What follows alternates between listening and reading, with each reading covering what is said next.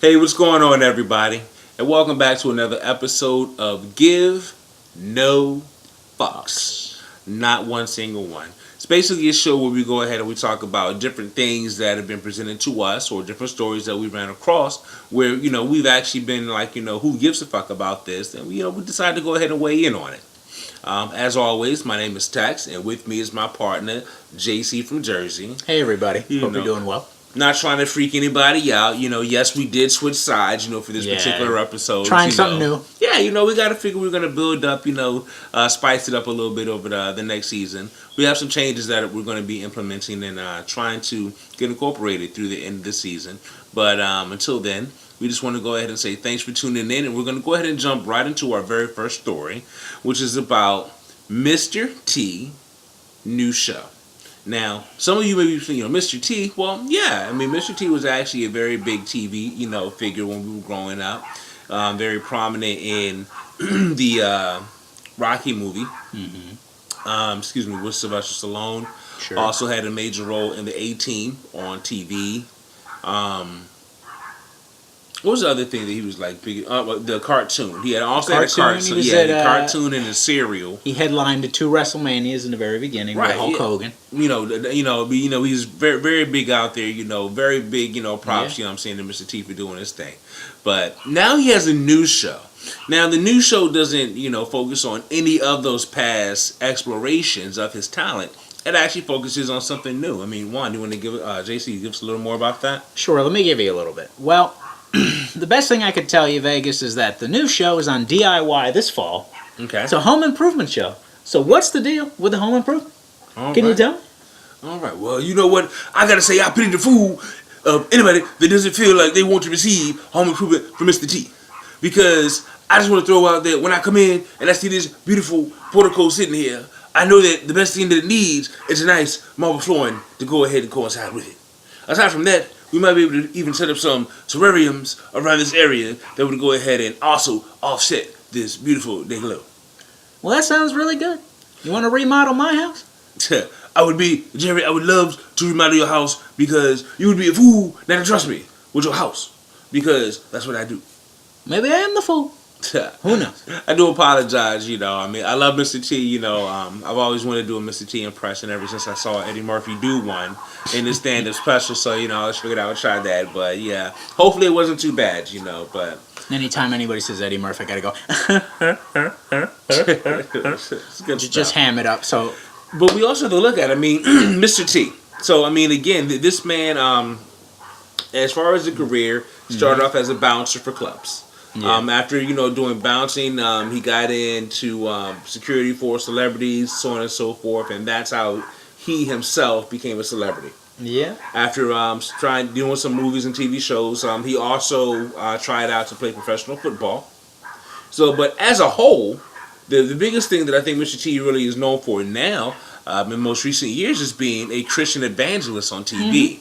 So, I guess my whole thing is like, where does he kind of feel that he fits into this whole, home remodeling gig? I hate to say it, seeing Vanilla Ice in it was bad enough, but now seeing Mr. T in it just seems to be, a travesty as a whole. I think what it is, Reverend Run has a show. I don't know if you've seen it. Reverend Run, Runovations, right? Oh, no, I haven't seen that one. I did not. But anyway, Reverend Run got one, so why not Mr. T, I guess that is the case. And Vanilla Ice is probably getting canceled because we said earlier he did steal something. I'm not hating on Vanilla Ice. I'm not saying he stole it. No. It's reported or alleged. Got arrested for it. Alleged. Yeah, there you go. He was the perpetrator in that crime. So, so it's possible. Now, so with this large influx that we see of celebrities doing these home improvement shows, I hate to say it, for me personally, if you're a celebrity, at least in my mind, you're busy making movies or doing comedy or whatever it is that you're a celebrity in. So the thing is, when you have home improvements that need to be done, aren't you calling someone else? You should, but you realize these are entertainment shows. You bring a little celebrity and you spice up the joint, and it's a ratings bonanza. Well, I'm just saying, I don't know if I would trust Vanilla Ice, number one, to redo anything on my stuff. Oh, here we go. I'm just saying. And so now we got Mr. T and you got Reverend Rudd. I don't think I would trust any of these cats to do anything on anything on You don't my want house. the King of Rock to renovate your house? Come on, man. The King of Rock. There is none higher. I'm gonna tell you right. He may be the King of Rock, but he is not the king of floorboards and nails. If it comes down to that, I'm talking. I need to call Bob Vila. Where the fuck is Bob Vila when you need him? He's still working, bro. He's still around. And so that's the thing. I mean, if Bob Vila has this niche, locked up, let's just go ahead and leave it there. He was the original Bob the Builder. Oh, it's gonna sound corny, but he was that motherfucker and the guy from This Old House. Well, that was Bob for a while. Was that Bob too? Yeah. It's been a minute.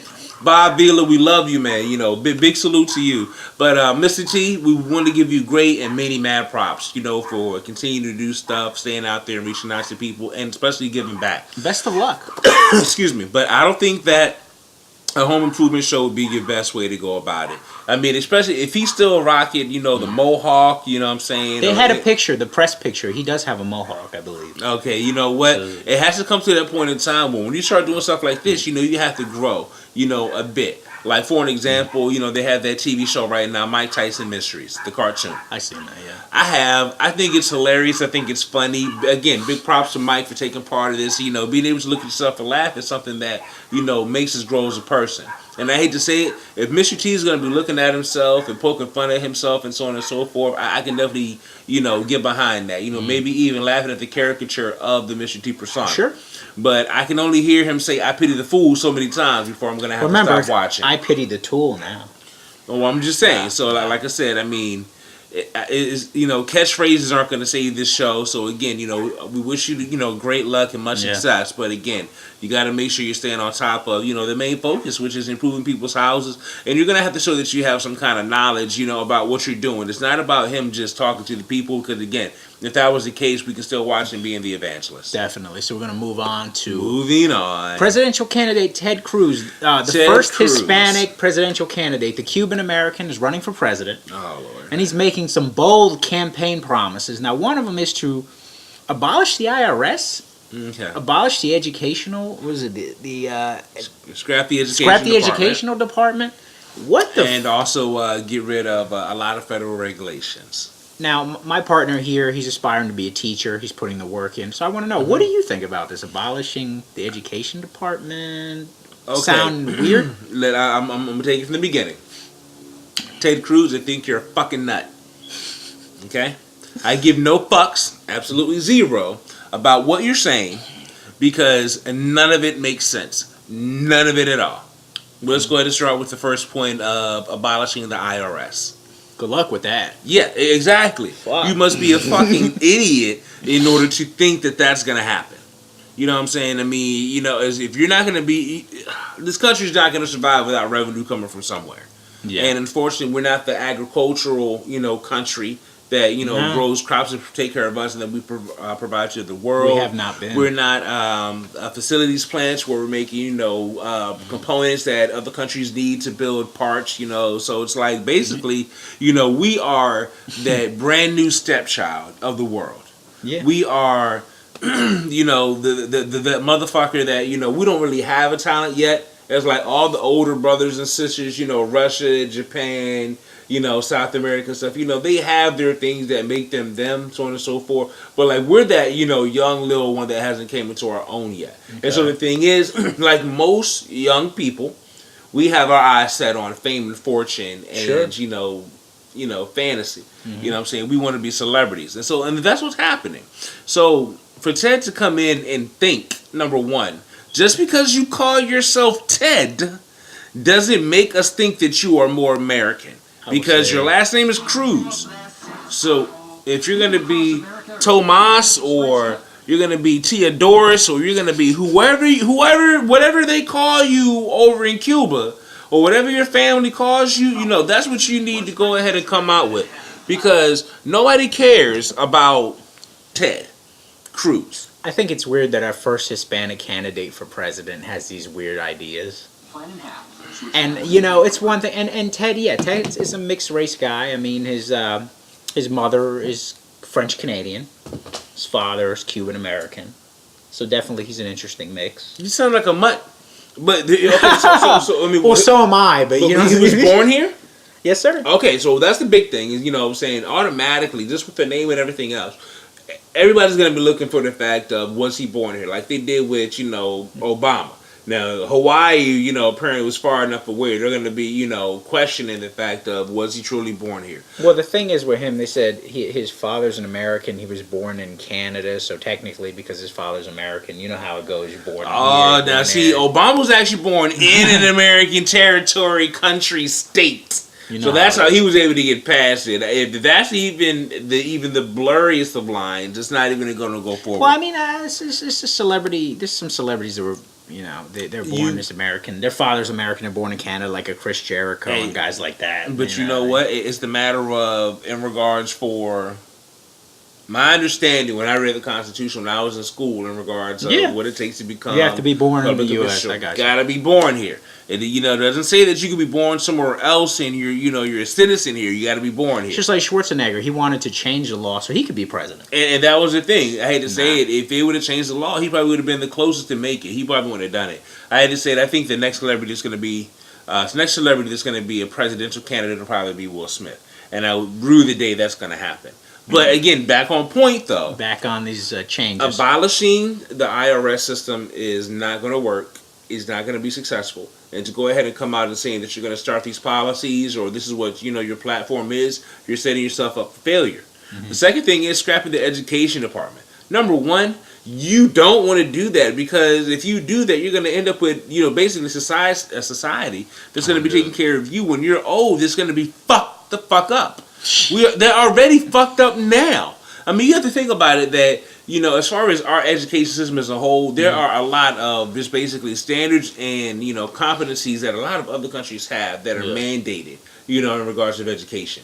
We don't have that here. All we have is the matter where, you need to get your high school diploma, and then if you decide to go to get a college degree or anything else, that's optional.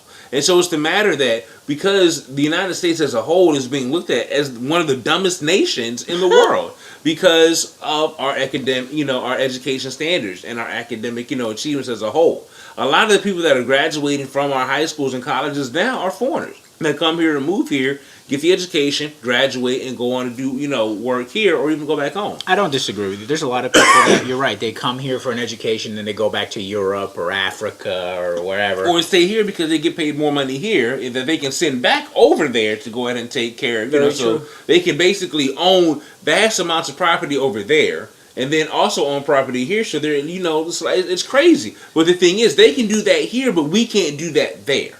And so the matter is, again, that's the biggest component of the educational system that he needs to understand is that because we're able to offer other people education, a fluent, granted education that is accepted worldwide, that maybe if he wants to go ahead and scrap the education department, maybe he might want to go ahead and figure out a way to put our educational system on the same par as the rest of the world. So that way, when he does scrap it, it's not the matter where we have to worry about, you have to get certain levels here in order to go out and, and do everything else. I will say I generally hope the next Latino running, the other Cuban, Marco Rubio, I hope you have some better ideas because if the Republican Party is going to bank on a Hispanic to win, you better have some good ideas. Now, Marco was born in the U.S., in Miami, so nobody could say he's not from here.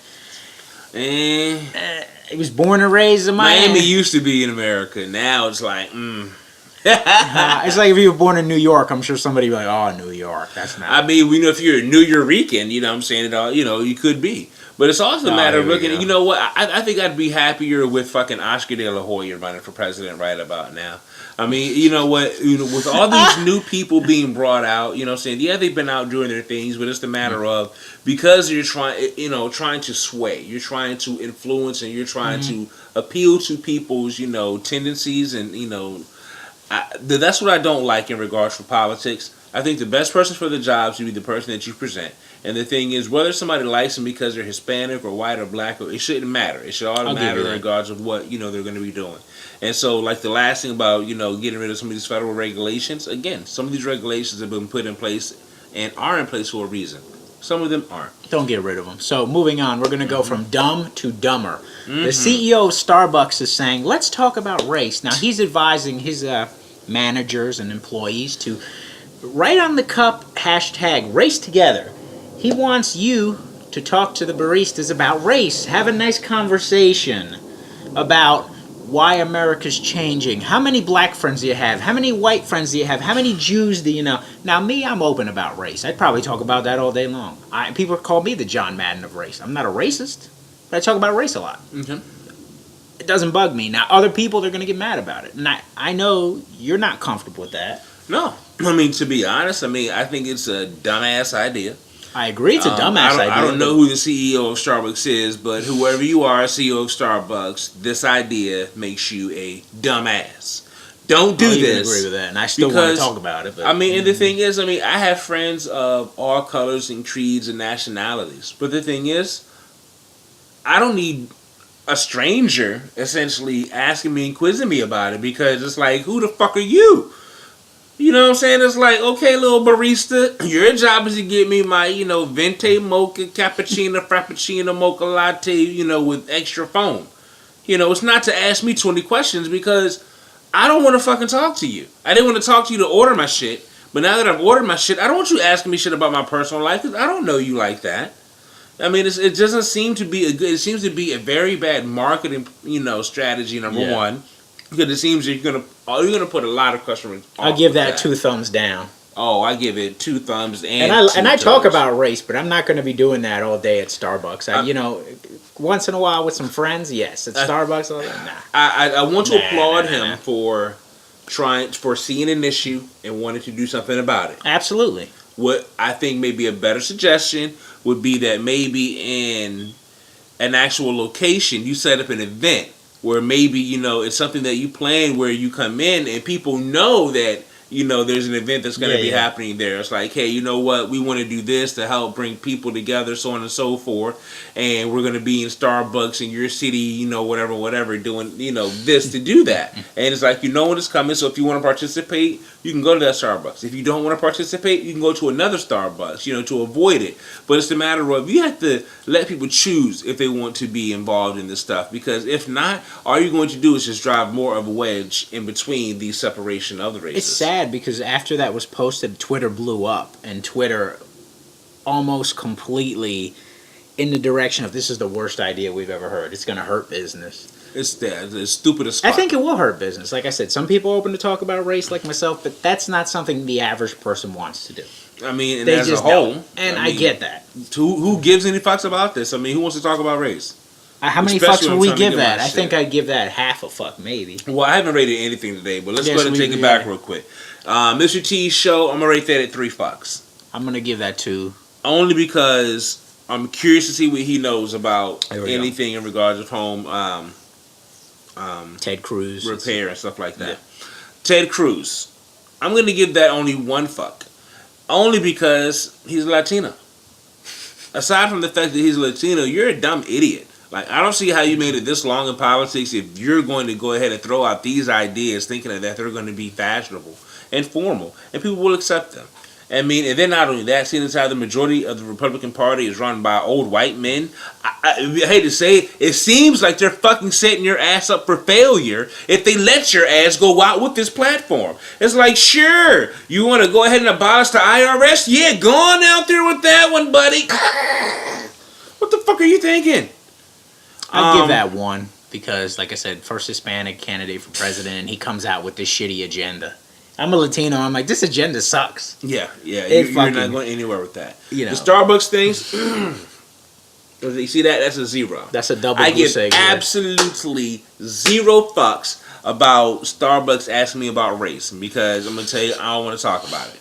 In fact, I don't even go to Starbucks. Let me not even lie or even set it up there. I don't even go to Starbucks. You ain't had no scone lately? This is an absolute 0 for me, because who gives a fuck about race, and why the fuck do motherfucking Starbucks give a fuck about race? What they need to worry about is your motherfucking logo. What the fuck is up with that bullshit? It looks like, seriously, what kind of bullshit is that? I don't know. It's like some white woman smiling. I forget what it is. She has like a tail, or it's like a fountain or something. I don't know. Look, work on your fucking logo. Worry about the race later. Because black people buy coffee. As long as black people buy coffee, you're going to make some money. Because they want to be motherfucking uppity crusty like the white folks. Same thing as Latinos. They want to be up there too.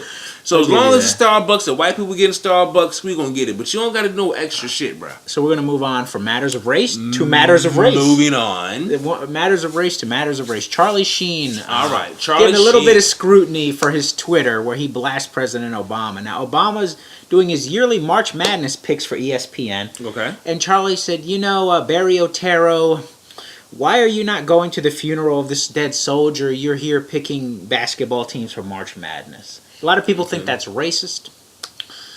I don't think it's racist. I think it's stupid. Carlos, they're being an idiota. A cabrón, okay? That's what you're being right now. Isn't that the truth? Because, I mean, I can't think of a bigger pendejo right now than motherfucking Carlos Estevez. Because, hold the fuck up. Did you go to the funeral? Probably not. Did your motherfucking ass get out your bed, put down your liquor and your pills, and step away from the hookers and say like, hey, you know what? I'm going to go to this funeral. Because, I'm sorry, Barry O's a busy man. The nigga's leader of the free world. Aside from that, he got a wife and kids. Nigga got shit to do. And you know what? People looking forward to the motherfucking presidential picks. That nigga's probably been to a whole lot of motherfucking funerals over the course of his presidential term. I mean, do you want to go to motherfucking every funeral for every motherfucking body that somebody told you died? I know I don't. So who are you to say that this man is wrong for fucking posting up the shit that, again, 90% of Americans wanted to see, and you complain about a funeral that only 10% of Americans even cared about? I feel bad for the man that passed away. I really do. I mean, I'm not going to knock somebody I don't know. Soldier, right? I'm not going to knock him. Is Obama going to be able to get there all the time? No. Come on, let's be realistic here. It's like Batman. Superman. You know what I'm saying? Every time a crime goes down in Gotham City, Batman can't be everywhere. In Metropolis, Superman can't be everywhere. If he's over here saving some bitch from drowning, he can't be over here saving some little kid from, running out in the street. He can't be everywhere. He can't. These limitations. I mean, the other side of it is again, I mean, I feel sorry for the soldier too, but again, he chose that lifestyle, and we have to understand that we are all destined to die. And to be honest, none of us are guaranteed to have anyone there, let alone a president.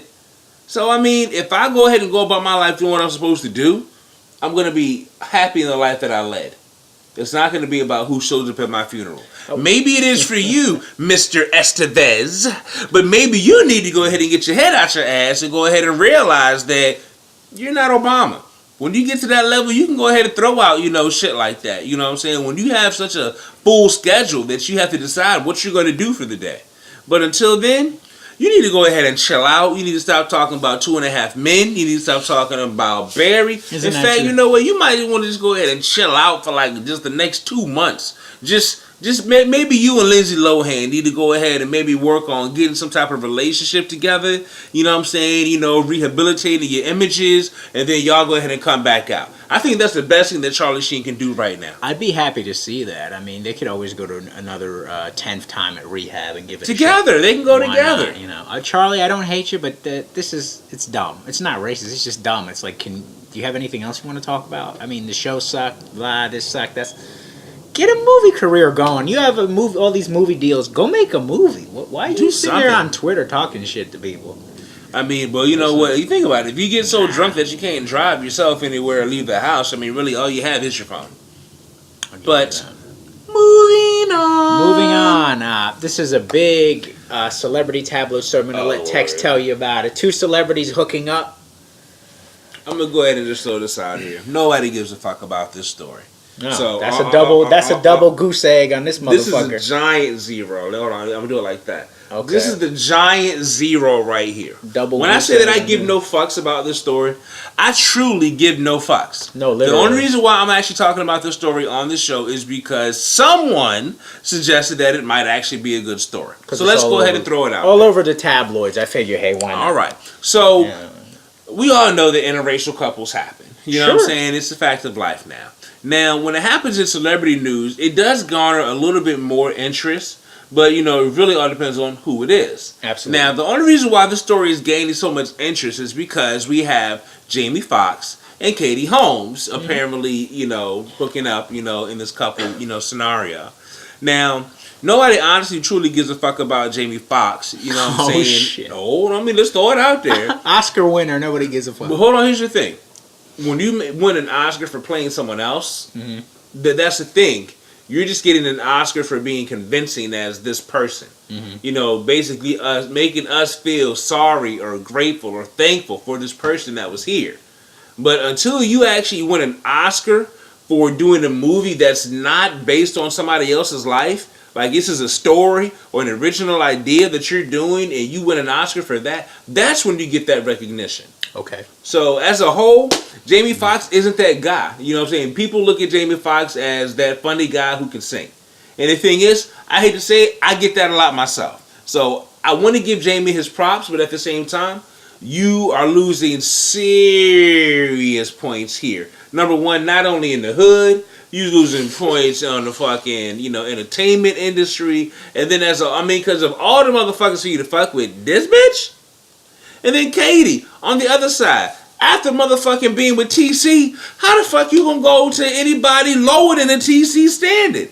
I mean, I'm serious. Tom Cruise, you know what I'm saying, is that motherfucking white guy.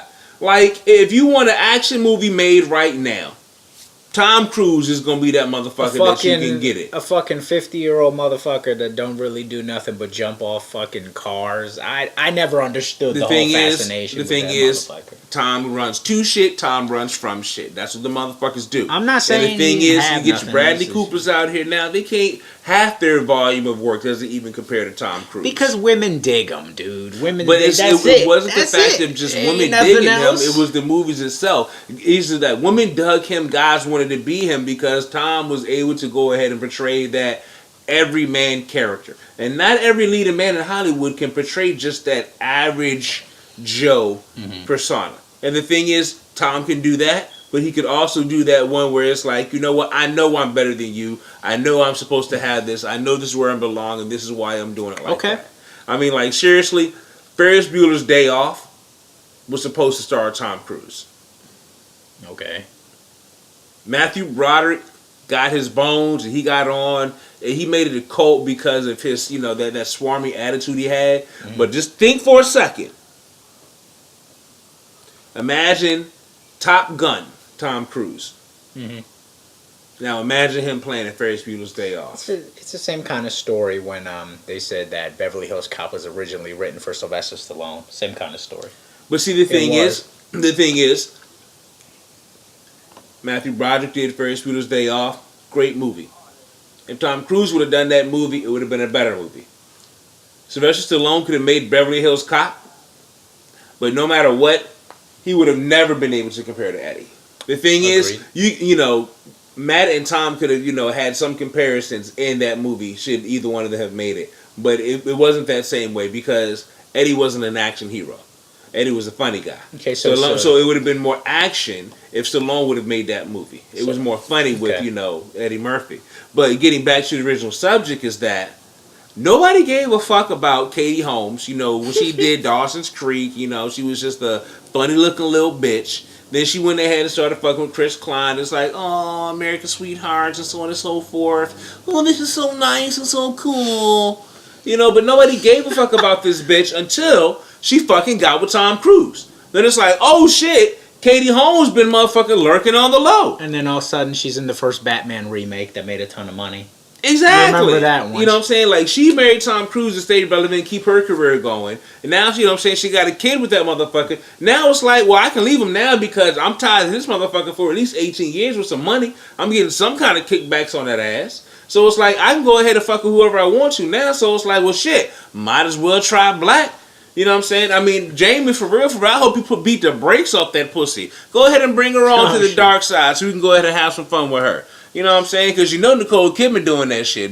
Once Lenny got a hold of that, you know what I'm saying? But there was others besides Lenny. But either way, though, Jamie Foxx and Katie Holmes, this is definitely, in my opinion, one of those, it's a the game, there's 7 degrees of Kevin Bacon, 6 degrees Yeah, of Kevin Bacon. I heard of that. Yeah, but basically that's what this is. You know what I'm saying? The entertainment industry is high school all over again, and basically everybody fucks everybody. You know, it all comes around. You're getting into fucking somebody that somebody else used to fuck. I just find it so interesting. Like you said, I don't think Jamie Foxx is a B-level celebrity. I think he's a respectable, high-level celebrity. It's just, where does Katie Holmes keep meeting these dudes? I just want to know where she meet these motherfuckers. I know they're in Hollywood, but I know I said it, but I'm gonna break it down. When I say that, Hollywood is high school all over again.